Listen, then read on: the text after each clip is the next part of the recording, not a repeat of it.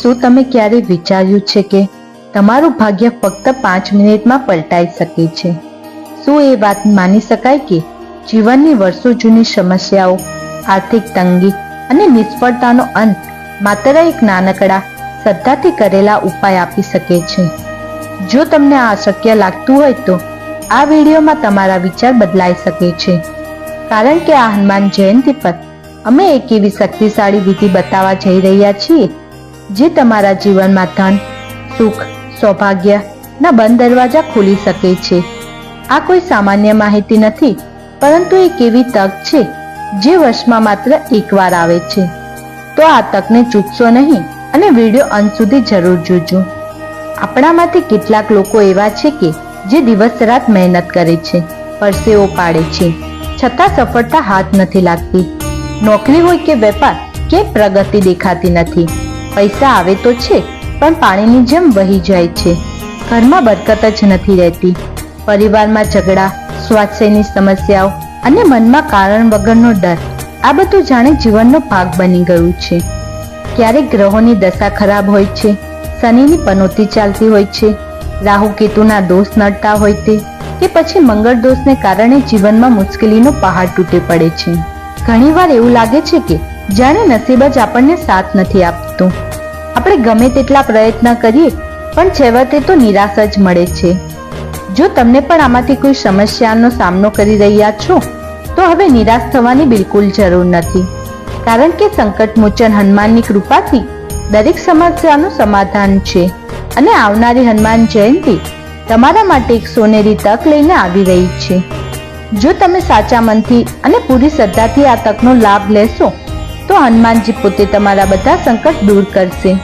મિત્રો, હનુમાન જયંતિ કોઈ સાધારણ દિવસ નથી. આ એક પવિત્ર દિવસ છે જ્યારે ભગવાન શિવના 11મા રુદ્ર અવતાર શ્રી રામના પરમ ભક્ત અને અંજની પુત્ર મહાવીર હનુમાનજીનો જન્મ થયો હતો. આ વર્ષે એટલે કે 2026માં હનુમાન જયંતિનો આ મહાન પર્વ ગુરુવાર 2 એપ્રિલના રોજ ચૈત્ર મહિનાની સુદ પૂનમે ઉજવાશે.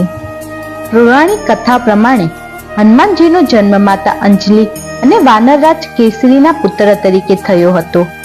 એક કથા એવી પણ છે કે રાજા દશરથે જ્યારે પુત્ર પ્રાપ્તિ માટે યજ્ઞ કર્યો ત્યારે યજ્ઞમાંથી મળેલી ખીરનો એક ભાગ એક પક્ષી લઈને ઉડી ગયું હતું. પવનદેવની કૃપાથી તે ખીર માતા અંજલિની અંજલિમાં આવીને પડી. જેઓ પુત્ર માટે તપ કરી રહ્યા હતા, તે પ્રસાદ ખાવાથી તેમને ભગવાન શિવના અંશ રૂપે મહાબળશાળી પુત્રની પ્રાપ્તિ થઈ. આ જ કારણે હનુમાનજીને કેસરીનંદ, અંજલિ પુત્ર અને પવન પુત્ર જેવા નામે પણ ઓળખવામાં આવે છે. તેઓ બળ, બુદ્ધિ અને ભક્તિના સાગર છે. શાસ્ત્રોમાં તેમને સંકટ મોચન કહ્યા છે, એટલે કે બધા સંકટનો નાશ કરનારા. એવી માન્યતા છે કે હનુમાનજી કળિયુગના જીવિત દેવતા છે અને આજે પણ પૃથ્વી પર રહીને પોતાના ભક્તોની રક્ષા કરે છે. આ કારણે હનુમાન જયંતિના દિવસે કરેલી પૂજા અને ઉપાયનું ફળ અનેક ગણું વધી જાય છે અને ભક્તને તે તરત જ મળે છે.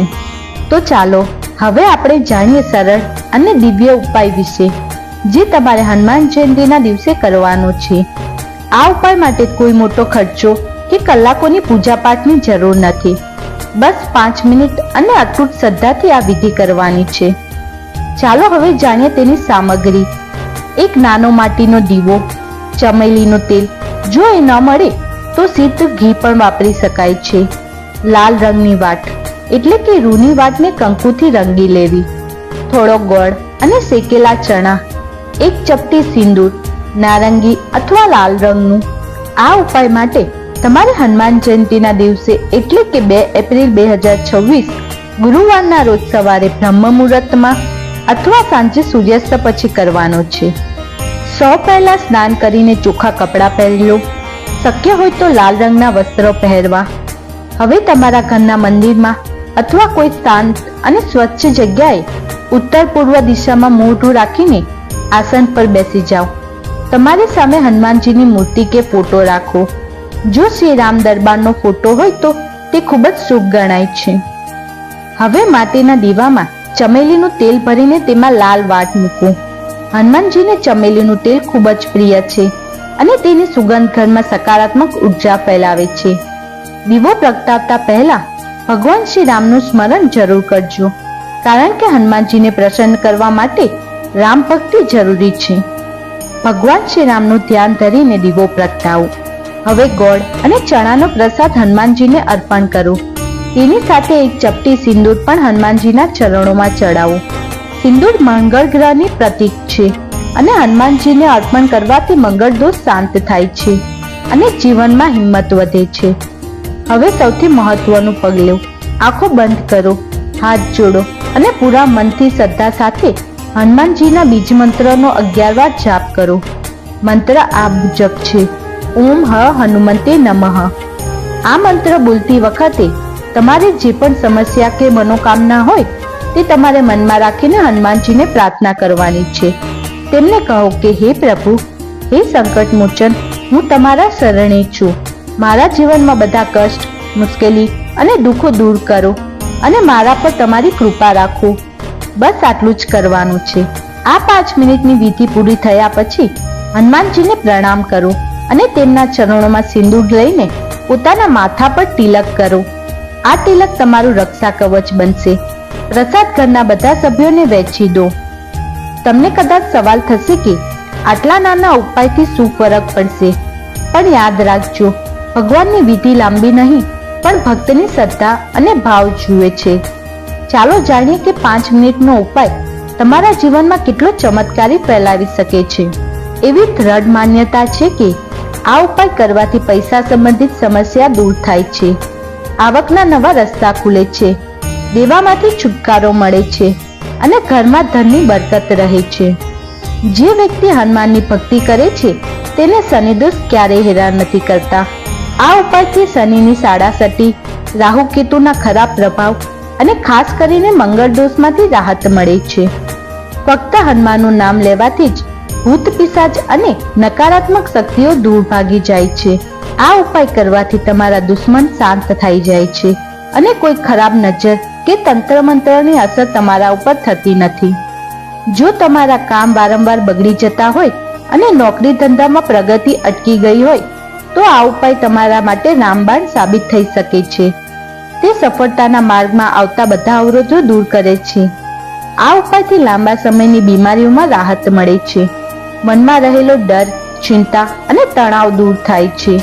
તમારો આત્મવિશ્વાસ વધે છે અને જીવનમાં એક નવી સકારાત્મક ઉર્જાનો અનુભવ થાય છે.